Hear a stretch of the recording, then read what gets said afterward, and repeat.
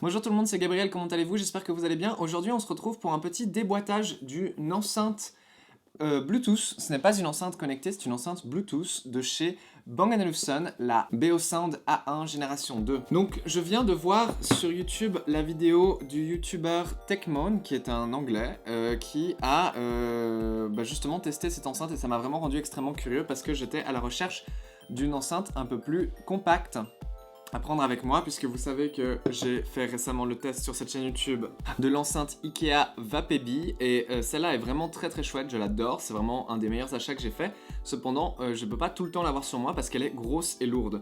Donc l'idée c'était d'avoir une enceinte un peu plus petite, mais avec quand même un bon son, et donc c'est là que cette enceinte Bang & Olufsen m'intéressait beaucoup. La voici, et déjà le premier truc que je remarque, c'est qu'elle est pas aussi petite que ce que j'aurais espéré. Donc en fait je m'attendais à quelque chose d'un poil plus petit quand même. Elle vient avec une petite lanière.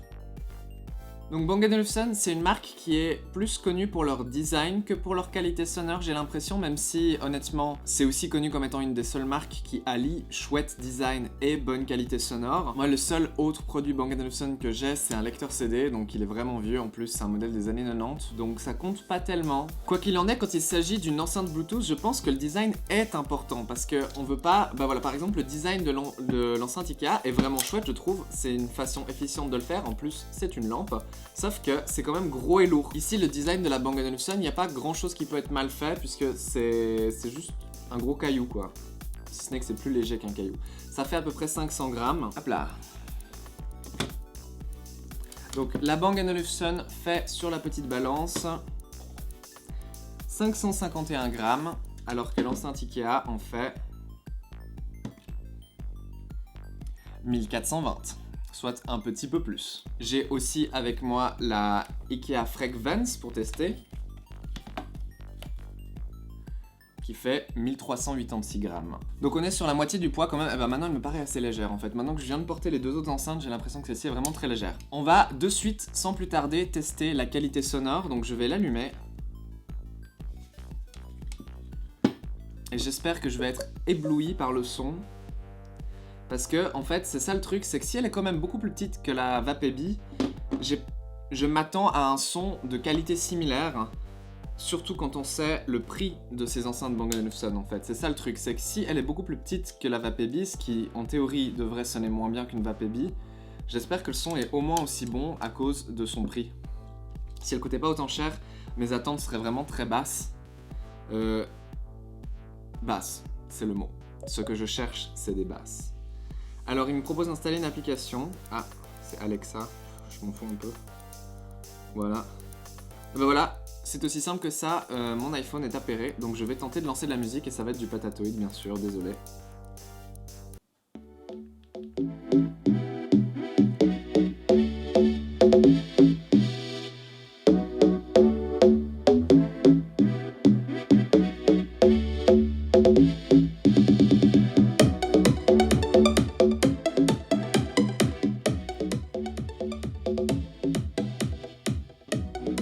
Ok, ok.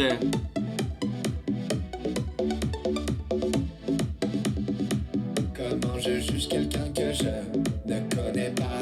Je me base sur ses vibrations.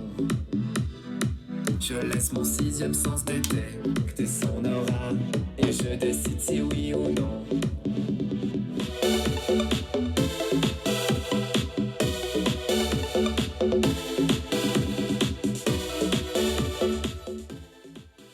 Ok, ok.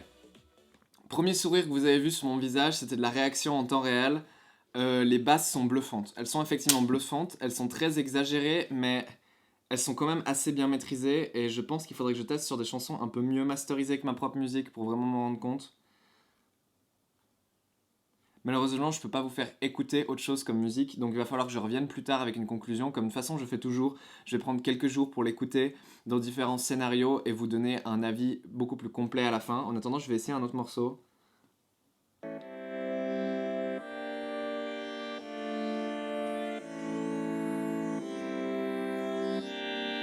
On entend clairement que les aigus viennent de là et les basses de plutôt ici.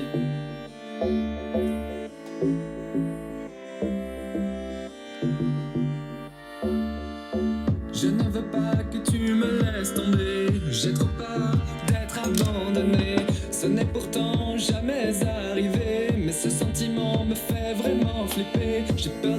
va faire un petit test pseudo-scientifique, je vous propose. Donc mes premières impressions de la Bang & Olufsen A1 génération 2 par rapport à la Vapebi, c'est que je saurais pas donner laquelle a un meilleur son entre les deux parce qu'elles ont pas le même son, elles ont un son très différent, je pense qu'on ne pourrait pas faire plus différent niveau qualité sonore. La Bang & Olufsen à bas niveau a des basses qui sont plus profondes et c'est vraiment étonnant, mais on entend que c'est obtenu grâce à un très bon traitement logiciel et non pas grâce, comme la Vapebi, à un design de taille. Parce que c'est ça l'avantage de la Vapebi, c'est sa taille, vu qu'elle est grosse et qu'elle est lourde, elle ne vibre pas par exemple, et donc ça en fait une meilleure enceinte hi-fi à mon goût. Le son de la Vapebi est juste plus pur, plus naturel et plus neutre par rapport à la musique que vous écoutez. La Bang & Olufsen, au contraire, elle a un son qui probablement originalement ne devait pas être autant bien, mais grâce à du traitement digital bien effectué, on obtient des basses plus profondes que la Vapebi, mais aussi en même temps une meilleure clarté et surtout des meilleurs détails. Je trouve que les sonorités sont plus détaillées, ce qui est aussi attendu puisque la Bang & Olufsen a un Twitter dédié, ainsi que voilà, la Vapebi, elle a son enceinte qui pointe vers le bas, ce qui veut dire que tout ce que vous entendez ce sont des réflexions. Ce qui veut dire que tout ce que vous entendez, ce sont des réflexions sonores en fait qui sont balancées sur la table et qui vous reviennent aux oreilles. La Bang & Olufsen, elle a le Twitter qui pointe directement vers vous et c'est ce qui fait que les aigus de la Bang & Olufsen sont clairement meilleures, plus précises et ne sont pas fatigantes, contrairement à plusieurs enceintes que j'ai pu tester comme par exemple des HomePod ou les enceintes intégrées des produits Apple en général. On est aussi sur pas mal plus cher qu'un HomePod ici, il faut se le dire.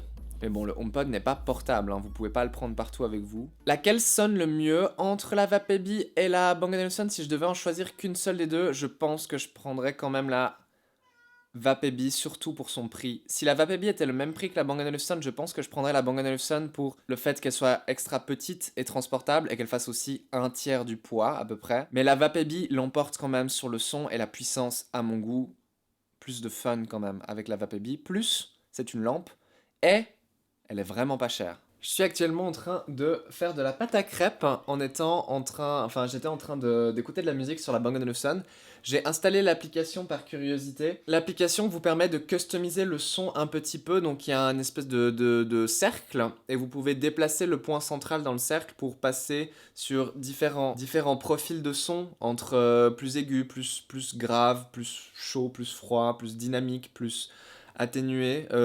Comment ils appellent ça ? Détendu, je crois. Honnêtement, je pense que le meilleur son c'est quand même un peu au centre, mais je me suis amusé à aller me mettre légèrement plus du côté chaud parce que je trouvais qu'il y avait peut-être un tout petit peu trop d'aigus dans cette enceinte, peut-être un petit peu trop de présence dans le haut du spectre. Et c'est là que l'application a décidé de mettre à jour mon enceinte et ça fait depuis que j'attends, donc ça dit que ça prendrait environ 2 minutes, et ben je peux vous confirmer que ce sont les 2 minutes les plus longues de ma vie puisque j'ai eu le temps de faire une pâte à crêpes entière. Alors c'est pas que ça prend du temps à faire une pâte à crêpes, mais disons quand même. Je vais attendre un peu plus et continuer d'écouter de la musique avec. Je vous propose qu'on fasse un petit test comparatif entre l'enceinte Bang & Olufsen A1 et la IKEA Frequenz, qui est toujours selon moi ma grosse référence pour une enceinte Bluetooth de qualité. Donc ce que je vais faire, je vous montre. Basiquement, je vais poser l'enceinte ici sur le bureau et je vais prendre un petit enregistreur sonore avec un petit micro. Je vais le pointer sur l'enceinte correctement.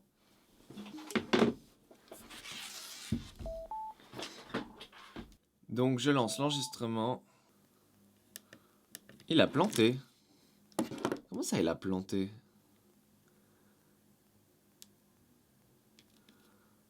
Ça veut planter ces trucs?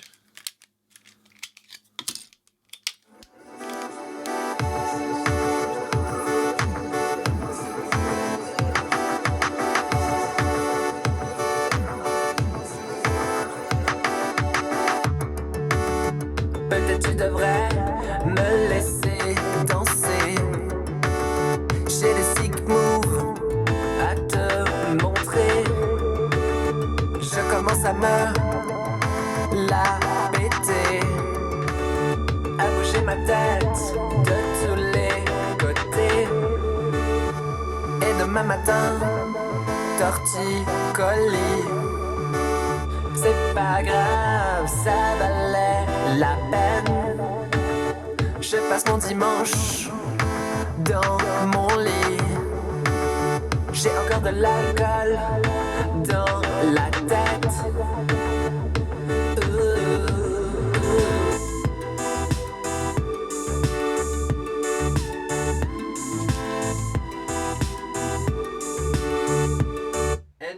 Voilà, c'était le petit test, et maintenant je vous propose qu'on se retrouve pour une petite conclusion ensemble.